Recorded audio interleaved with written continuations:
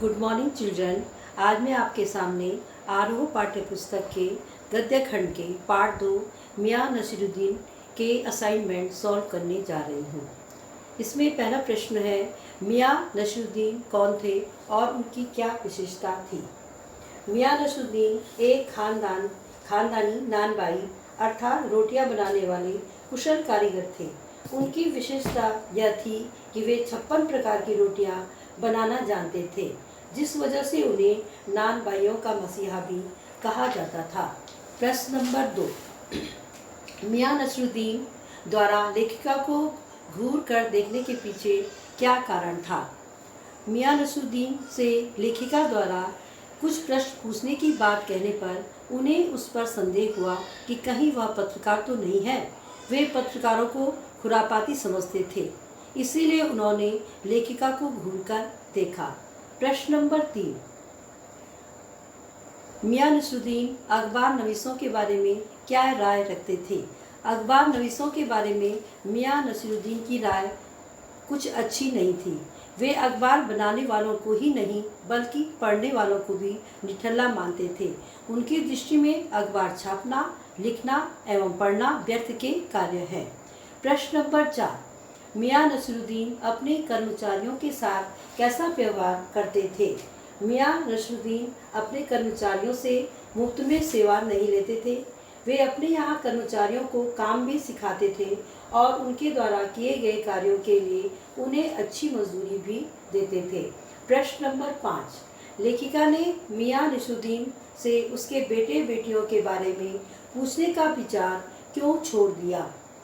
मियाँ नसीरुद्दीन से बातें करते समय लेखिका ने यह महसूस किया कि उसकी बातों से मियाँ अब परेशान होने लगे हैं और जिसके भाव स्पष्ट रूप से उनके चेहरे पर दिखाई दे रहे थे। इसलिए लेखिका ने उनके बेटे बेटियों के बारे में पूछने का विचार छोड़ दिया। प्रश्न नंबर 6, तुनकी क्या है, इसकी क्या विशेषता है। तुनकी एक विशेष प्रकार की रोटी होती है जो पापड़ से भी अधिक पतली होती है। प्रश्न नंबर 7, मियाँ नसीरुद्दीन लेखक की कौन सी बात सुनकर के भड़क गए थे। मियाँ नसीरुद्दीन ने लेखिका को बताया कि उनके पूर्वज बादशाह के नानबाई थे, तो लेखिका ने स्वाभाविक रूप से उनसे उस बादशाह का नाम पूछ लिया। लेखिका की इसी बात को सुनकर मियाँ नसीरुद्दीन भड़क गए। प्रश्न नंबर 8, मियाँ नसीरुद्दीन के व्यक्तित्व एवं चरित्र की विशेषताओं को स्पष्ट कीजिए। मियाँ नसीरुद्दीन की विशेषता यह है कि वह 56 किस्म की रोटियां बनाने के लिए प्रसिद्ध थे और खानदानी पेशेवर नानबाई हैं। वो अपने काम के प्रति गहरी निष्ठा एवं लगाव के कारण उनके व्यक्तित्व में एक समर्पण का भाव है तथा अपने व्यवसाय के प्रति गर्व के एहसास में उनमें आत्मविश्वास कूट कूट कर भरा है। वे अपने पिता एवं दादा के प्रति असीम श्रद्धा की भावना रखते हैं और अपने व्यवसाय को सिर्फ पैसों को अर्जित करने का माध्यम न मानकर उसे एक हुनर अर्थात कला के रूप में देखते हैं। प्रश्न नंबर 9, काम करने से आता है, नसीहतों से नहीं। उक्ति का अर्थ स्पष्ट करते हुए बताइए कि यह किसने कही व क्यों।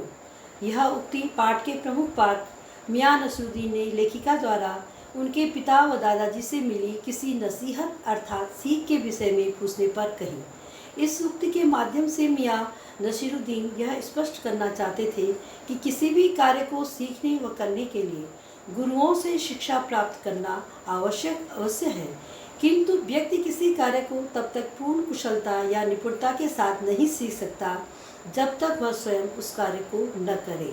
प्रश्न नंबर 10, कोई भी काम छोटा या बड़ा नहीं होता, बल्कि उस काम को करने की भावना श्रेष्ठ होनी चाहिए। पंक्ति को पाठ के आधार पर स्पष्ट कीजिए।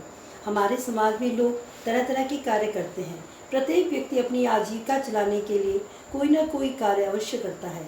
सभी लोगों का कार्य करने का तरीका भी अलग अलग होता है। कोई अपना काम पूर्ण कर्तव्यनिष्ठा, परिश्रम एवं लगन या उत्साह के साथ करता है, तो कोई कम परिश्रम एवं कर्तव्यनिष्ठा के साथ। लेकिन वस्तुतः काम वही सफल होता है जिसे पूर्ण ईमानदारी एवं लगन के साथ किया गया हो। Good morning children. आज मैं आपके सामने काव्य खंड के पार्ट 2 मीरा के पद के असाइनमेंट के सॉल्यूशन प्रस्तुत करने जा रही हूँ। पहला प्रश्न है, मीरा ने सहज मिले अविनाशी क्यों कहा है? अविनाशी प्रभु का ही पर्यायवाची है। अविनाशी का अर्थ है जिसका कभी विनाश न हो, अर्थात जो हमेशा रहने वाला है। मीरा ने प्रेम के माध्यम से श्री कृष्ण को सहज ही पा लिया था, इसीलिए मीरा ने कहा है कि सहज मिले अविनाशी। प्रश्न नंबर 2, लोक लाज खोने का अभिप्राय क्या है? प्राय प्रत्येक समाज में करने योग्य और न करने योग्य कार्य वर्णित होते हैं। मीरा के काल में भी यह बात लागू थी। उस समय एक कुलीन वर्ग की स्त्री का यूं सबके सामने नाचना, गाना, साधुओं के साथ सत्संग करना आदि हे दृष्टि से देखा जाता था। मीरा ने इन सब का उल्लंघन किया था, इसीलिए मीरा के लिए उन्होंने समाज के नियमों को तोड़ा था, इसीलिए सामाजिक मनुष्यों की दृष्टि में उन्होंने अपनी लोकलाज खो दी थी। प्रश्न नंबर 3, मीरा द्वारा दूसरों न कोई कहने से कौन सा भाव प्रकट होता है? मीरा द्वारा यह कहना कि दूसरों न कोई उनके श्री कृष्ण के प्रति अगाध भक्ति भाव को प्रकट करता है। मीरा ने कृष्ण को अपना पति मानकर अपने आप को उन्हें समर्पित कर दिया था। इसके लिए उन्हें समाज सहित अपने परिवार का भी विरोध सहन करना पड़ता था। अतः मीरा श्री कृष्ण को ही अपना सब कुछ मानती थी। प्रश्न नंबर 4, तारो अब मोही के माध्यम से मीरा क्या कहना चाहती है? तारो अब मोही के माध्यम से मीरा कहना चाहती है कि हे प्रभु, मैंने आपकी भक्ति के महत्व को जानकर अपना सर्वस्व आपको समर्पित कर दिया है। अब मैं आपकी दासी बन गई हूँ, इसलिए हे प्रभु, अपनी इस दासी को संसार रूपी भवसागर से पार कराकर इसका उद्धार कीजिए। प्रश्न नंबर 5, मीरा ने किसे आनंद फल कहा है और इसकी प्राप्ति कैसे हुई है? मीरा ने कृष्ण भक्ति को आनंद फल कहा है। उन्होंने विरह की अग्नि में जलकर अपने विरह के अश्रुओं से भक्ति की प्रेम बेल सींच कर बोई थी। उस बेल के पड़ने पर अर्थात कृष्ण की भक्ति हृदय में स्थायी हो जाने पर ही उन्हें आनंद फल की प्राप्ति हुई। प्रश्न नंबर 6, प्रस्तुत पदों में मीरा ने किस रूप से कृष्ण की भक्ति की? प्रस्तुत पदों में मीरा 2 रूपों में अपने आराध्य की भक्ति करती है। पहले रूप में वह कृष्ण को अपना पति कहती है, अर्थात यहाँ वह पत्नी रूप में अपनी भक्ति भावना अभिव्यक्त कर रही है, इसलिए यहाँ माधुर्य भाव की भक्ति है। उनके दूसरे रूप में दासत्व भाव प्रकट हुआ है। अंत में मीरा स्वयं को कृष्ण की दासी कहकर संबोधित करती है और उनसे अपनी मुक्ति की प्रार्थना करती है। प्रश्न नंबर 7, मीरा को भक्ति मार्ग से किन किन बाधाओं का सामना करना पड़ा? राजकुल से संबंध रखने के कारण मीरा के लिए भक्ति मार्ग पर चलना सरल नहीं था। उन्हें समाज द्वारा बार बार अपमानित होना पड़ा। समाज ने उनको पागल कहा, कुटुंबजनों ने कुलनासी कहकर ताने मारे, राणा ने षड्यंत्र के तहत उन्हें विष का प्याला भी पीना पड़ा। अतः इन सब के बावजूद मीरा कृष्ण भक्ति के मार्ग पर अडिग रही। प्रश्न नंबर 8, प्रश्न नंबर 8, छाड़ी दे कुल की कानी, छाड़ी दई कल की कानी, यह का करिए सोई। प्रस्तुत पंक्ति से मीरा का क्या तात्पर्य है? प्रस्तुत पंक्ति में कवियत्री मीरा का तात्पर्य है कि उन्होंने श्री कृष्ण को अपने पति के रूप में स्वीकार कर लिया है। इसके लिए उन्होंने अपने कुल अर्थात परिवार की मान मर्यादा, सम्मान इत्यादि को त्याग दिया है। अब उन्हें कोई कुछ भी कहे, उन्हें किसी की परवाह नहीं है, अर्थात उन्हें तो केवल श्री कृष्ण की भक्ति में ही लीन रहना है। प्रश्न नंबर 9, मीरा ने किस बेल को बोया है और कैसे? मीरा ने कृष्ण भक्ति रूपी बेल को बोया है और उन्होंने इस बेल को अपनी भक्ति, स्नेह तथा विरह के अश्रुओं के जल से सींच कर बोया है और जो अब फैल गई है, अर्थात अब कृष्ण भक्ति पूरी तरह से उनके मन में बस गई है। प्रश्न नंबर 10, प्रस्तुत मेरे तो नारायण सु आपई हो गई साची। पंक्ति के माध्यम से कवियत्री क्या कहना चाहती है? कृष्ण प्रस्तुत पंक्ति के माध्यम से कवियत्री मीराबाई यह कहना चाहती है कि श्री कृष्ण की शरण में जाने से अर्थात उनकी भक्ति में लीन होने से ही वह बिना किसी प्रयास के पवित्र व शुद्ध हो गई है।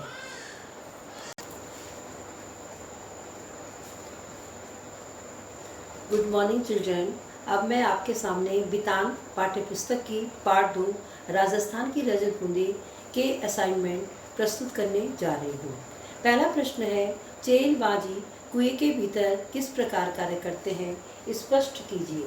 चेल बाजी अर्थात चिजड़ों कुएं की खुदाई एक विशेष तरह की चिनाई करने वाले दक्षतम लोग हैं। चेल बाजी अपनी जान खतरे में डालकर कुएं निर्माण का काम पूरा करते हैं। सकरी जगह में मिट्टी की खुदाई और साथ में चिनाई का कार्य काफ़ी थका देने वाला होता है। चूँकि कुएं का व्यास छोटा होता है, इसलिए इतनी संकरी जगह में खोदने का काम कुल्हाड़ी या फावड़े से नहीं हो सकता। खुदाई यहाँ बसौली से की जाती है। प्रश्न नंबर 2, पाठ के आधार पर बताएं कि कुएं में चिनाई किस प्रकार की जाती है। चिनाई का श्रेष्ठतम काम कुएं का प्राण है। इसमें थोड़ी सी भी चूक चिजारों के प्राण ले सकती है। हर दिन थोड़ी थोड़ी खुदाई होती है। डोल या बाल्टी से मलबा निकाला जाता है और फिर आगे की खुदाई रोककर अब तक हो चुके काम की चिनाई की जाती है ताकि मिट्टी धंसे नहीं। किसी किसी जगह ईंट की चिनाई से मिट्टी को रोकना संभव नहीं हो पाता, तब कुएं को रस्से से बांधा जाता है। प्रश्न नंबर 3, कुएं का मुंह छोटा क्यों रखा जाता है, कारण बताएं।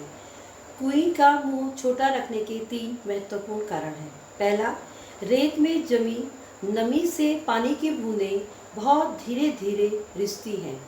दिन भर में एक कुएं मुश्किल से इतना ही पानी जमा कर सकती है कि उससे 2-3 घड़े ही भर सके।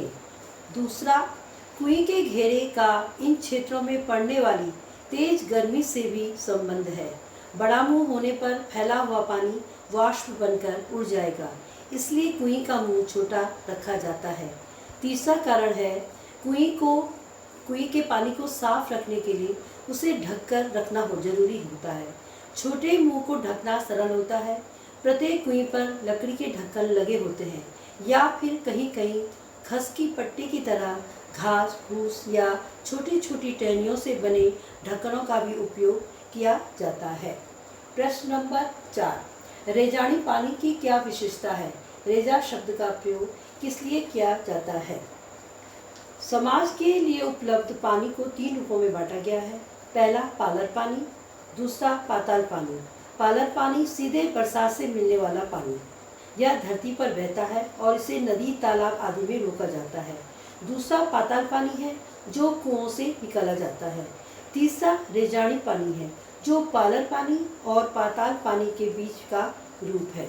यह धरातल से नीचे तो उतरता है पर पाताल में नहीं जाता। वर्षा की मात्रा नापने में इंच या सेंटीमीटर का नहीं बल्कि इसे मापने के लिए रेजा शब्द का उपयोग होता है और रेजा का माप धरातल पर हुई वर्षा को नहीं, धरातल में समाई वर्षा को नापता है। प्रश्न नंबर 5, कुएं बनने पर किस प्रकार से प्रसन्नता प्रकट की जाती है। कुएं बनने पर या काम पूरा होने पर विशेष भोज का आयोजन किया जाता है। चेल बाजी को विदाई के समय तरह तरह की भेंट दी जाती है। चिजारों के साथ गांव का यह संबंध उसी दिन नहीं खत्म हो जाता है बल्कि उन्हें वर्ष भर के तीज त्योहारों, विवाह जैसे शुभ अवसरों पर नेक व भेंट दी जाती है तथा फसल कटने पर खलिहान में उनके नाम से अनाज का एक अलग ढेर भी लगता है। अब कहीं कहीं मजदूरी भी दी जाने लगी है। प्रश्न नंबर 6, गोधूली के समय कुइयों पर वातावरण कैसा रहता है। गोधूली के समय प्राय पूरा गांव बेला में कुइयों पर आता है। इस समय यहाँ मेला जैसा लग जाता है। गांव से सटे मैदान में 30-40 कुइयों पर एक साथ घूमती घिरनियों का स्वर, शाम के समय लौटते हुए पशुओं की घंटियों और उनके रंभाने की आवाज़ में समा जाता है। 2-3 घड़े पानी एक कुएं से भरने के बाद उसके ढक्कन को रात भर फिर अगले दिन के लिए बंद कर दिया जाता है।